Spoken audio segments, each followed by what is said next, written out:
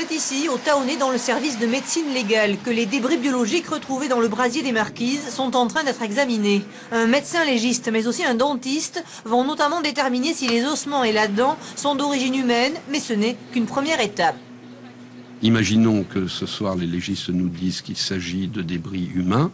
Il va falloir faire des analyses en vue de rechercher un code génétique, puis ensuite des analyses comparatives de ce code génétique tiré des débris avec d'autres personnes. Bien entendu le disparu ou des membres de sa famille, mais aussi d'autres personnes. On ne peut pas exclure que ces éléments proviennent d'une autre personne.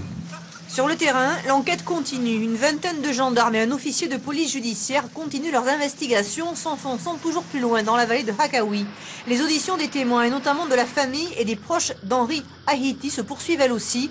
Les enquêteurs espèrent que le jeune homme finira par réapparaître un jour. La vie dans la montagne marquisienne est difficile. Il y a les conditions météorologiques, il y a l'absence de nourriture. Non, ça paraît quand même difficilement envisageable qu'ils prennent entre guillemets le maquis pendant plusieurs mois, même plusieurs semaines.